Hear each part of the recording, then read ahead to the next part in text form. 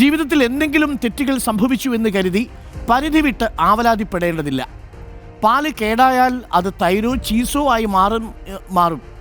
മുന്തിരി ജ്യൂസാണ് വീഞ്ഞായി മാറുന്നത്. ഓരോ ഘട്ടത്തിലും അതിൻ്റെ മൂല്യം വർദ്ധിക്കുകയാണ്.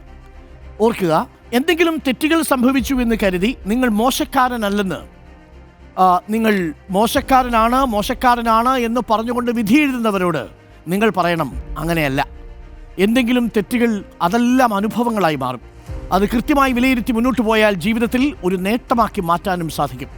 അലക്സാണ്ടർ ഫ്ലെമിങ്ങിനെ പോലെ അലക്സാണ്ടർ ഫ്ലെമിങ് ശ്രദ്ധിക്കാതെ പോയ ഒരു പാത്രത്തിൻ്റെ മൂലയിൽ നിന്ന് പെൻസിലിൻ വേർതിരിച്ചെടുക്കാനുള്ള നിരീക്ഷണം അലക്സാണ്ടർ ഫ്ലെമിങ്ങിനെ തേടിയെത്തി. അലക്സാണ്ടർ ഫ്ലെമിങ്ങിനെ നോബൽ സമ്മാനവും തേടിയെത്തി. അപ്പോൾ പ്രിയപ്പെട്ടവരെ, തെറ്റുകളൊക്കെ സംഭവിക്കാം. ചിലപ്പോൾ അലസത കൊണ്ടും അല്ലാതെയും ഒക്കെ തെറ്റുകൾ സംഭവിക്കും. പക്ഷേ ആ തെറ്റുകൊണ്ട് നിങ്ങളൊരു മടിയനാണെന്നോ, നിങ്ങൾ നിരന്തരം ഒരു പരാജയപ്പെട്ടുകൊണ്ടിരിക്കുന്ന വ്യക്തിയാണെന്നോ വിധിക്കരുത്.